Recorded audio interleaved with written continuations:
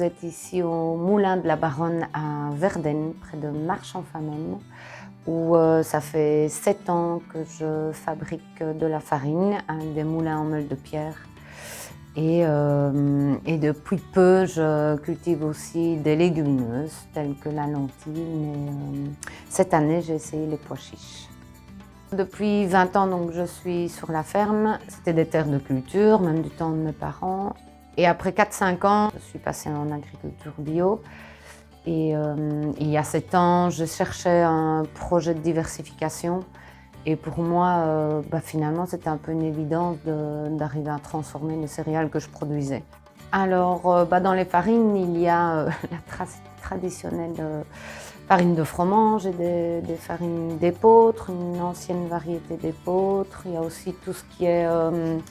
il y a 4-5 ans, j'ai travaillé avec l'Imester sur la valorisation, la préservation des blés anciens, avec des blés anciens, des amidonniers, un peu de poulard. L'année passée, avec mon fils Oscar, on avait pensé valoriser ces céréales qui sont très chouettes, mais qu'on vend très peu en farine. Du coup, l'idée était de faire des pâtes avec justement ces farines qui sont moins vendues, comme le petit épeautre aussi. Et donc, ça permet déjà d'une part de continuer à pouvoir cultiver ces vieilles variétés-là, parce qu'il faut vraiment les préserver.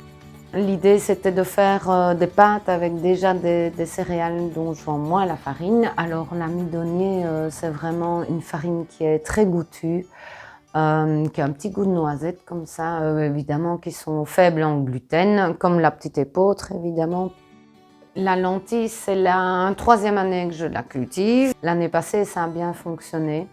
Et donc les lentilles, moi, c'était aussi principalement pour amener une légumineuse dans ma culture, diversifier les cultures. On propose beaucoup des pois en agriculture, donc c'est compliqué de trier, que la lentille est beaucoup plus petite. Donc du coup, plus facile pour la trier. Déjà, ça, c'est un bon système couvrant, donc aussi ça limite un peu les adventistes. Je vends dans une vingtaine de petits magasins de la région principalement. Et alors, mes produits, je les vends aussi, dans tous les cas mes farines, chez certains boulangers. J'aime quand même bien innover, je trouve que c'est quand même gai. En tous les cas, depuis que je fais la meunerie, c'est de pouvoir diversifier toutes mes cultures tout le temps. J'ai vraiment envie de continuer à changer et à trouver d'autres directives. Et puis c'est toujours gai de voir comment se développe une céréale ou une lentille. Là, cette année, c'est le pois chiche. Je ne sais pas ce que ça va donner, mais je trouve que c'est vraiment quelque chose que j'aime bien dans mon boulot. C'est une première fois, donc on reste toujours prudent dans les densités de semis. Il ne faut pas que ce soit trop dense. On affine au fur et à mesure des années. Mais je pense que là, je pense que ça va aller. Évidemment, il faudrait un peu de pluie. Enfin, je crois que le pois chiche aime bien la chaleur, hein, mais voilà. Les céréales changeraient s'il y avait plus vent du nord, surtout. Un troupeau de blondes, évidemment, qu'il est complémentaire à la meunerie. Donc déjà, par là, si j'ai trop un surplus de céréales que je ne sais pas écouler en meunerie. Et puis, bien évidemment, c'est tout ce qui est déchets, parce que la farine, la principale qu'on vend, c'est la froment blanche, alors que c'est celle qui a le plus de déchets, donc du bon déchet, évidemment, du son, du rebullet. En épeautre, quand on décortique l'épeautre, il y a les balles d'épeautre aussi. Donc mes bêtes, uniquement en hiver, à la limite, ne consomment que le son et les balles d'épeautre.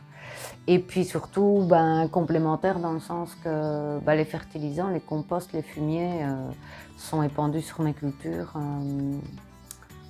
au printemps. La boucle est bouclée.